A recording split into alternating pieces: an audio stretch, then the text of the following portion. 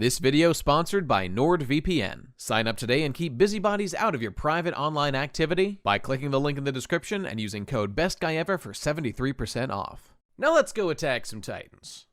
Well. If it isn't Season 4 of Attack on Titan, the final season, Season 2! Now see, I knew they were gonna pull this bullshit with the whole final season thing right from the start. There was no way they could wrap up the story that quickly. So now we're mangling the meaning of the word by having two parts of it happen in two different seasons, years apart. Yeah, they did it before, but at least that was called Season 3 and not the final season. Damn these pinko bastards! I guess words don't mean anything anymore, and truth doesn't matter. Up is down, black is white, good is bad! And that's an instant 0 out of 10 for me right there. Moving past that, Shingeki no Kyojin, the final season, Season 2, is finally here, and I could not be more excited to wrap up the story we anime watchers have been following since 2013. In this video, we're going to discuss the events of the anime so far, assess where we're at and what's coming in the new season, and make some predictions for the end of the story.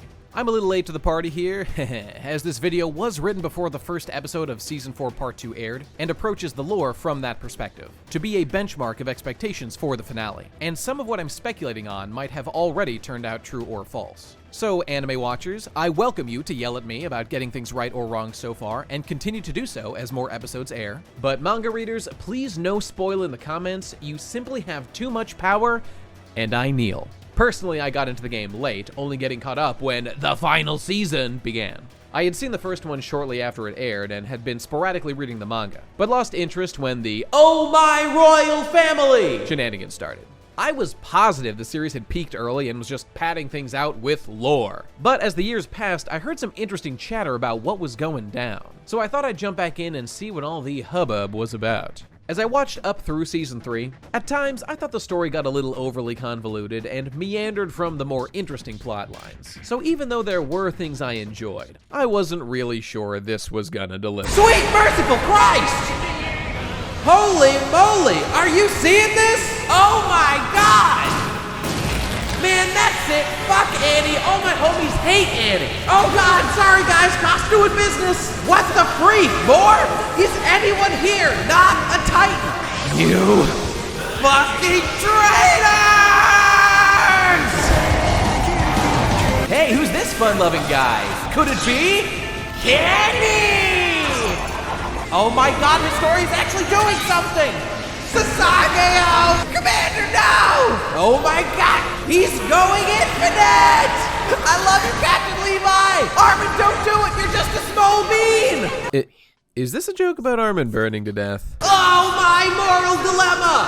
What? They're actually explaining shit! All my dreams are coming true!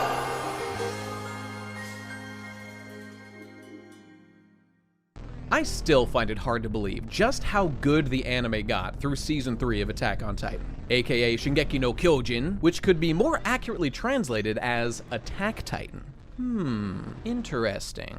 I still remember how we languished for years in desperation for the show to progress and explain the mysteries it set up early on. And it was a painful wait. Our characters were trapped in a world surrounded by walls and murderous mystery titans that were slowly closing in on them with no idea what was actually going on, desperate for any scrap of information or clue. And that's how we felt watching. But after the initial tragedies of the show, over many episodes and through terrible sacrifice, heroically spurred on solely by the human need to be free, real gains started to be made. First, repelling a Titan attack, then pushing out into enemy territory, and finally retaking their home and allowing them to explore beyond it. After the long waits between seasons, the show gave us everything we wanted. Rematches with our traitorous former allies Bert and Reiner, the reveal of the mysterious ringleader Beast Titan Zeke, explanations of the nature of the Titans and their connection to the royal family, tangible plans and hope for ending the Titan menace one day,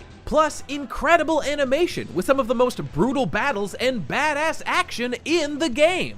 And at long last, answers to what is in the fucking basement and outside the walls. Because the thing is, jaded asshole that I am, I had assumed the show had to be vastly overhyped. I mean, these people are creaming themselves over Mikasa and Levi just because they're the Uchihas of SNK. It's not like it's a well-written story that had been largely set up from the start or anything, right? Well, that's where I was wrong. Eren Jaeger's quest for freedom and revolt against the Titans made him and his comrades fascinating to watch. Take Captain Levi Uchiha, for example. I had figured he was just another Sasuke type that people liked because he was cute and strong and edgy, but to my surprise, he actually turned out to be an extremely interesting character to watch, the central pillar of the team, and the moral rock of the show, in addition to being the strongest, sexiest manlet of all time. Well, almost. The show's been criticized as being violent to the point of obscenity. Mr. Gundam Tomino himself had that to say just recently, calling it pornographic. This isn't pornography. This is pornography. Everyone's got their personal tolerance level for this kind of stuff, and it definitely isn't for kids. But I felt most of the violence and gore was in good taste, reinforcing the themes of the horror of oppression and war, with the atmosphere of hopelessness and terror being the natural response to this world of titans, and their ability to one-shot pretty much anyone, instantly dehumanizing them into a sticky red paste. Toning down that vibe or the level of violence when fighting an enemy like that, to me, would put too rosy a picture over the kind of horrific war story SNK is. I see value in that kind of honest, brutal depiction of things, but it does have its time and place, and to each their own. Of course, no show is perfect. There's some pacing I might change. The reliance on mystical magic powers in the plot was a bit higher than I typically like, and there are a few too many convenient events that happened right when the plot could use them and not a moment sooner. But pretty much everything so far has had a reasonably satisfying explanation in a world where humans can be instantly transformed into giant flesh monsters, and our boy Isayama crafted a hell of an adventure with it. Until everything changed with Season 4. Now, after we reach the basement toward the end of Season 3, the answers start to roll in quickly, that our main characters and their Eldian people weren't the only ones in a world overrun by Titans, but that those monsters were also Eldians, all of whom were rolled up Katamari style in a complex political situation where their people were feared and hated due to their unique ability to become Titans, and as a result have had their civilization closed off on the island of Paradis, where our story has taken place. Once our heroes defeated the Titan shifters opposing them and retook their island, they finally reached the ocean. But once there, they realized their conceptualization of the ocean and the world beyond it as the ultimate freedom they had fought and died to reach was wrong, and that ocean was actually just another wall, shielding them from an outside world that wanted their people subjugated or destroyed. They now understood the old Eldian king had constructed his walls to isolate and protect his people from the world outside, with the island effectively becoming an Eldian prison colony. However, the 100-year status quo he created is no longer in place, and those enemies are coming. The only way for the Eldians to ever have the true freedom they sought would be for them to subdue all those that wanted them gone, whatever the cost. From here, Season 4 begins after a time skip, almost becoming a totally different show. No longer following a scrappy band of soldiers fighting for freedom, but observing the military exploits of Marley, a powerful nation that utilizes a small, indoctrinated Eldian population and their Titan powers through warriors like Reiner, Bert, Annie, and Zeke. It was Marley that sent them on their mission to destroy the walls, capture Eren, and seize the power of the founding Titan. That, in combination with the royal blood of Eldia, would allow them to control all Eldians and Titans. It's here we begin to see a new perspective on Eldians firsthand, through the eyes of people that fear and covet their Titan powers, and as a result, exert overbearing control over their population. This was the situation Eren's father Grisha had grown up in, and the cruelties of it are what led him to join the fight in the first place, leading to the events of our story. But that being said, in all fairness, that fear of Eldians isn't there for no reason. While it's true a non-Titan Eldian is just like any other human being, and that none of them can help how they were born, how would you feel if there was a population that was visually indistinguishable from anyone else, but when splashed with a little magic juice, will detonate like a bomb and turn into a mindless killing machine? Even the Eldians themselves would have plenty of reason to be worried about that. Not to mention the military power imbalance it creates in favor of the Eldians with control over their Titan powers. And the situation gets even more complex, as there are conflicting reports about the history of the world and the role of the former Eldian Empire. The Marleyans claim the Eldians' Titan powers were used to dominate the world and commit atrocities, and that to prevent that happening again, the Eldians must be suppressed. While the Eldians say that actually the Empire was a benevolent one that used its power to build and improve the world, and that they are now unfairly subjugated with every right to fight back. The lack of clarity here is clearly intentional, with no way to know the truth, making the viewer have to consider the weight of both arguments, setting the stage for a rich, morally complex situation that, frankly, I never dreamed the series would delve into. There are good people on either side, as well as people simply reacting to the situation they find themselves in trying to survive, and they all feel the things you'd expect people to feel. Fear, hope, resentment, sorrow, anger, and a yearning for freedom that makes for fantastic human drama. Because in reality, of course, the sins of the father are not to be laid upon the son, and no Eldian bears any moral responsibility for any potential crimes committed by their ancestors. But what if we're not really talking about sin per se, but more of a biological propensity to fucking explode, go werewolf, and start killing random people? Because that would be a different matter, and something it would be reasonable to take steps to protect against. And while there are some comparisons to real-life human tragedies, more than one of which Isayama used as inspiration for the story and his depiction of it, the reality is, this is a totally unique moral conundrum, inspired by universal concepts, like the fear of an invading, overwhelming enemy, and the cruelty of nature and survival. So, as with any good Socratic exercise, we can still analyze its specific characteristics as a story to examine the human character and morality, and come up with our own potential solutions. To reiterate, I have not finished the manga, which ended last year, and with the anime's conclusion still to come, I don't know what the ending will be, which is key to the purpose of this video. This will be the first of a two-parter, with this video describing the experience of those of us who watched the SNK anime up to this point, as well as my hopes and expectations for how the story will end, to be followed by a second one to come after the anime concludes, discussing the endings of both it and the manga, and seeing what we actually got. I'm doing so to create a time capsule of my feelings and optimism for this story right now, to capture my excitement for what I've seen so far, so we can reflect on it once the story ends to see if my expectations are fulfilled, and overall, if the series delivered in the end. Seasons 1 through 3 blew me away with the style, intrigue, and presentation of the story. And then Season 4 totally shocked me with the massive turn, taking risks that could have been a disaster, but so far have been fantastic, touching on ideas and themes I find fascinating, but in this industry wouldn't have thought you could get away with. You can't keep getting away with it! And now that it's all come down to the final season of the final season, I'm dying to see if they stick the landing, or if we've all been set up for disappointment. Because a lot of these long-running manga are run without a clear path in mind to the ending, which is understandable with the uncertain nature of the manga business model. But regardless, if a story's ending delivers on its promises, nothing would make me happier than to sing its praises. But if it doesn't, criticism will be warranted. That final review will encompass not just the end of the anime, but the manga as well, and I'll be paying close attention to any differences between the two. We've already seen several of them, as well as a few issues with the adaptation. For example, the anime shows several events in different orders, and also makes some outright mistakes, like totally botching the plotline of Mikasa's secret family crest, replacing the flashback scene in Season 1 where she gets it and clearly showing her without it, only to retcon their mistake in Season 4 when it comes up. Hopefully we're past these kind of issues with the ending, but if they could make a mistake like that, who knows? One thing I've heard that I've deliberately avoided looking into is, not to get too spoilery, but that I've heard Isayama made some kind of adjustment or addendum to the end of the story after releasing what was supposed to be the final chapter. As I said, I don't have all the information on that manga readers will, but depending on those details, I wonder if they might pull something like that again with the anime and make some more changes. Would it really be so strange? Also, of course, the shift from Studio Wit to MAPPA for Season 4 was a little bumpy, with things like the change in art style and the increase in CGI titans not going down too smooth. But in the end, MAPPA has made a more than satisfactory adaptation so far, as they always do, and so I have no doubt they'll do an overall fine job presenting the end of this story to us. Which brings us to what I see for the possibilities of the ending.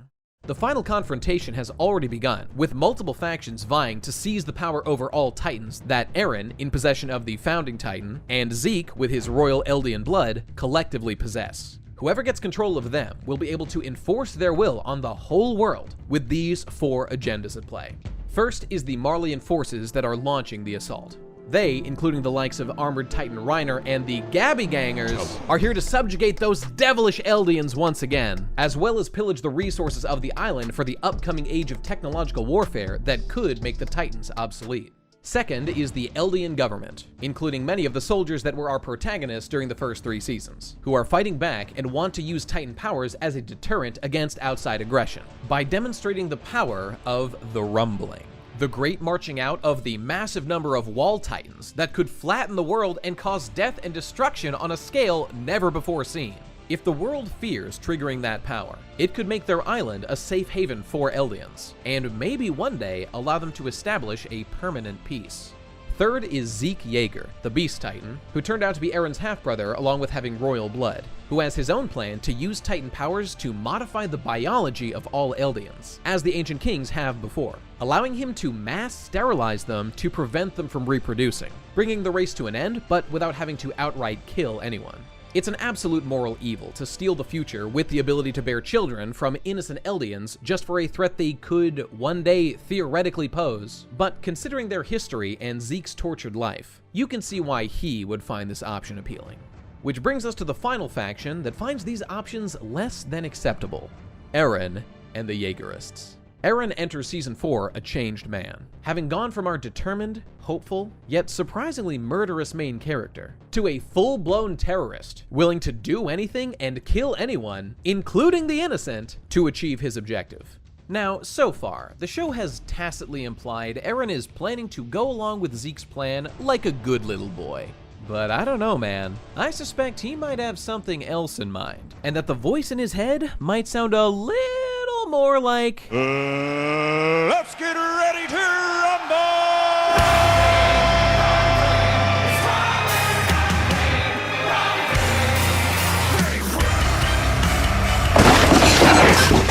Everything in the story points to the fact that Eren's objective is the same as it's always been: freedom. However, now that he understands the nature of the Eldian people and has come to identify with them and their worldwide oppression, it seems likely he's decided to permit no more half measures and to begin the rumbling, destroying all those who could ever oppose the Eldians once and for all in one great big crime against humanity. After all, why should his people have to accept their destruction or imprisonment just because others fear them? Why not nip that threat in the bud right now, forever? Considering there are so many innocent Eldians, you can see why people would gather to the cause, basically forming a cult around Eren as their new god, whose power will allow them to form a new Eldian empire. And their devotion isn't entirely unwarranted. I mean, look at the man, he's clearly been lifting and looking good! These are the factions at play, and assuming the Eldian side overall wins, the three possible outcomes would be deterrence and negotiation, sterilization and euthanasia, or the rumbling and destruction. The Jaegerist position is obviously extreme, and the ultimate cuck of the euthanasia plan only slightly better, so it's hard to see any reasonable option other than that of the same reliable heroes we've been following all along, to defend their civilization without resorting to mass murder. Ideally, if there was some way to simply remove this clearly supernatural curse of the Titans from the Eldians to make them normal humans, that would be ideal. So maybe that will happen, but that might be a little too easy for this story. I really want to stress, this transformation Eren has undergone, effectively turning our protagonist into the primary villain of the story, is one of the best character development arcs I've ever seen in an anime. There are countless ways to screw up changing a character to this degree, but everything about it feels well thought out. The story manages to keep his personality and motivation largely the same, those of a man who yearns for freedom over everything else. But it then takes elements of his character that have been hinted at as the story progressed, such as his particularly high bloodlust and willingness to kill even at an uncomfortably young age that hint at a deeper darkness inside him, that have led to a believable shift in him into the intimidating, ruthless warrior we now see.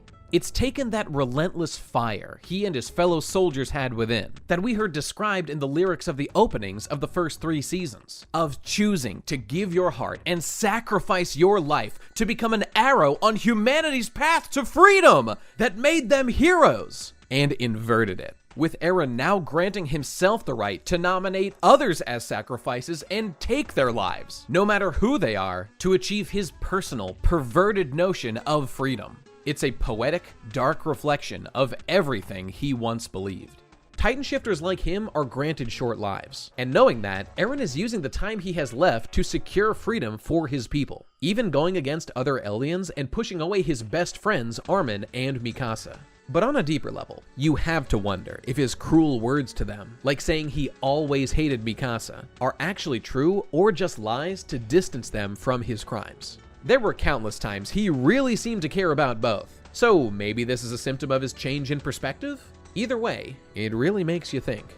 Even though Eren's allowed himself to fall deep into the darkness, the dedication he has to his goal is the same as that bright-eyed boy we met all those years ago. And seeing that evolution play out has made for some damn fine storytelling. But as impressive as his determination is, it's not outside the realm of possibility that Eren will waver on his path or change his mind about what he's doing. I fully expect there to be some heavy conversation with his friends, as this matter seems far from settled, and I wouldn't consider it a bad narrative choice if he does, and I think many of us have suspected it. After all, going through with the rumbling, as based as it would be wrong. And when you've gone down the wrong path, you first need to realize you've made a mistake before you can head back in the right direction. And that's about where the story has left us. I'm gonna get caught up with the show after writing this, so I won't be going much into the episodes airing now, but in terms of other things I hope to see, the history of Ymir, the original Titan, and the paths that connect all the children of Ymir, I'm sure we'll get some development. And hopefully the implications of that one moment where Eren Kruger remembered Armin and Mikasa despite them not being born yet, hinting Titans can see the future somehow, will get fleshed out. They've got to do something with that, right? But beyond that, I just want to see all these forces clashing. Who comes out on top, what kind of human drama it will result in, and what it will mean for the world of SNK. Will the Titan threat finally be ended? Will they find a way to balance peace and freedom? Would Isayama really have Eren, his manga's main character, follow through with a mass annihilation plan while Mikasa and Armin watch? Does he have the guts to do that, even if he thinks it's justified? Or maybe the actions of Titan shifters like Eren, filled with the memories and wills of those that came before them, are no longer entirely their own. We're all gonna find out together at the end of the season, which by my calculations should be sometime around the end of March. In the meantime, I'm gonna watch this show and finish the manga, and we'll meet up again then to talk about it and see how it all went down. I'll end our little talk here saying the ride up to this point has been far, far better than I expected. There have been more likable, interesting characters, along with a depth to this world and its people I never thought I'd see in this kind of story. Isayama has made something special here, but you don't need me to tell you that. We can all feel it. Through the paths, presumably. I'm off now to go finish this story. I'll see you at the finish line.